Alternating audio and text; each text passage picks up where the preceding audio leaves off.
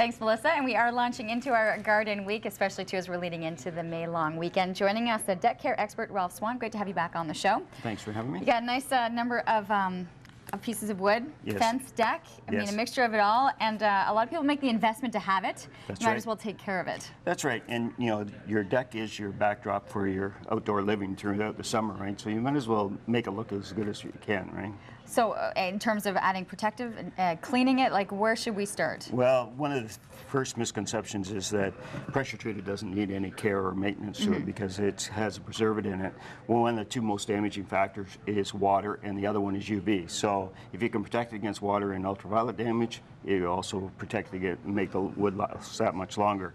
If this is pressure treated lumber, when it goes out, this is what it looks like. After years, this is what it'll turn into, right? If it's not taken care of. That's correct. But even if it's gone to this stage, you're still not lost at that point. All you have to do is take and actually clean the deck surface with using a deck cleaner product on there, and that'll bring the color of the wood back up. And it's a very simple process to do. You always want to protect yourself though as well. You know, put on some safety glasses. You know, a pair of gloves is always a good idea just to keep yourself clean, protect the area around. If you're doing a deck, cleaning a deck up, good idea is to wet the plant life down around the outside just so any runoff doesn't affect it. Okay, so water the garden, water any of the plants. Yeah, that's just so happening to on the give outskirts. it a drink before you put anything else on it. Right? Okay. That's really the trick of it. It is. Once you get your surface prepared and get all the furniture off and everything off so you can barbecue away and then, clean the deck surface, all you really need to do is just take a cleaner product, and you can put it on with a pump sprayer, you can put it on with a brush, roller, any number of applicators, and what you want to do is just put on wet the surface, give it a few minutes to actually work into it, and then you can take a deck brush, and this is just a nylon bristle brush. It's very gentle. You put it on a pole handle and give it a light agitation, and what you can see is that it just gets rid of the dead wood cells. It's like exfoliating your deck, right? So you actually loosen up those dead wood cells. You can take a garden hose with a spray nozzle like this, rinse it off.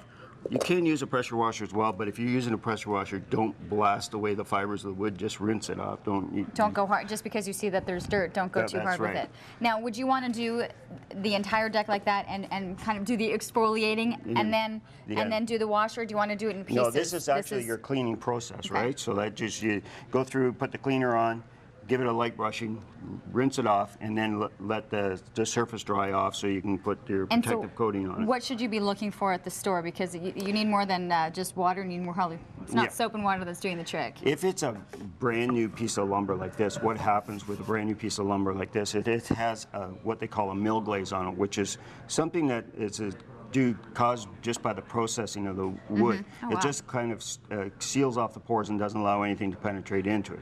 So if you try to put a water seal or a stain or anything on this, it's not going to go anywhere. It's just going to sit on the surface, right? So what you need to do is actually open up the pores using a cleaner. You can just use a regular deck wash product like this, and that'll just open up the pores and allow you to put penetration into it. So that'll do it for new wood. If it's been previously treated, then you have to use something that's recommended to open up the pores for a water seal product. So using a heavy-duty cleaner will work at that point. Now, once you've got your surface, you can actually have it cleaned up, as you can see with this one, where the water, I put a water seal on this piece here, and as you can see, it gives you that protection. But what will happen when you see a spot where it gets into where there's no protection, this has been opened up, these pores this piece has been cleaned. I can't believe how fast that you can see that demonstration. And it just draws it. This is what happens to the wood. So as more moisture penetrates into the wood, it swells the fibers, and then as it dries, it shrinks, it swells and shrinks. That's what causes a lot of the dry cracks on the surface. So you always want to protect against water damage. And if it's, if you've been protecting it before, it's easy to tell whether you need to protect it again just by going out, putting water on it. If you get penetration, then you know you need to protect again. If you don't, then you're good to go for another season. So it's just a matter of protecting as go. Nice thing about water seals is they come in sheer color, so you can actually add a little bit of color to it as well. Almost like a slight stain. Yeah, that's right. The difference between a water seal and a sheer color and a semi-transparent or solid is the size of the pigment. The sheer pigments are much smaller, so they penetrate deeper into the wood's surface. Great information, and we're going to be back with you in just a little bit because there's so much more to go with the experts for our garden week, but something to consider too as we're heading into the long weekend projects to kind of start putting on the checklist of things that you need to take care of.